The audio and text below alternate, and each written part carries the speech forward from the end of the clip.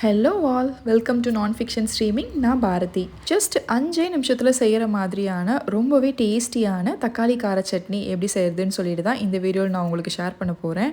எல்லார் வீட்லேயும் இட்லி தோசை மாவு ஸ்டாக் இருந்துக்கிட்டே தான் இருக்கும். திடீர்னு யாராவது பசிக்குதுன்னு கேட்குறாங்கன்னா டக்குன்னு 5 நிமிஷத்தில் இந்த சட்னி ரெடி பண்ணி கொடுத்துட்டிங்கன்னா ஒரு சூப்பரான டிஃபன் ரெடி ஆகிடும். ஃபர்ஸ்ட் ஒரு மிக்சர் ஜார் எடுத்துக்கோங்க. அதில் 15 சின்ன வெங்காயம் சேர்த்துக்கோங்க. இந்த சட்னிக்கு நீங்கள் பெரிய வெங்காயம் யூஸ் பண்ணுறதை விட சின்ன வெங்காயம் யூஸ் பண்ணி செய்யும்போது டேஸ்ட் ரொம்பவே நல்லாயிருக்கும்.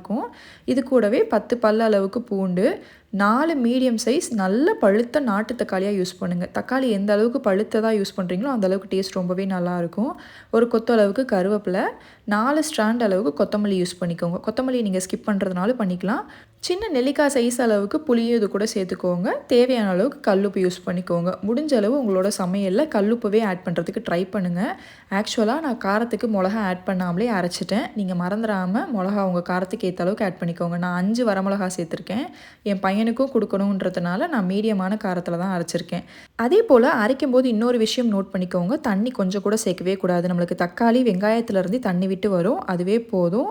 இந்த அளவுக்கு நல்ல மைய அரைச்சிட்டு ஒரு பவுலுக்கு ட்ரான்ஸ்ஃபர் பண்ணி வச்சுக்கோங்க. இப்போ இதுக்கு ஒரு தாளிப்பு கொடுத்துடலாம். நான் இன்றைக்கி நல்லெண்ணெய் யூஸ் பண்ணி தான் தாளிக்க போகிறேன். 1 டேபிள் ஸ்பூன் அளவுக்கு நல்லெண்ணெய் ஆட் பண்ணிவிட்டு 1/2 டீஸ்பூன் கடுகு, 1/2 டீஸ்பூன் உளுத்தம்பருப்பு ஆட் பண்ணி பொரிய விடுங்க. அது கம்ப்ளீட்டாக பொரிஞ்சு வந்ததுக்கப்புறமா கொஞ்சமாக கருவேப்பிலை சேர்த்துட்டு அதை அப்படியே சூடாக இதில் கொட்டிடுங்க.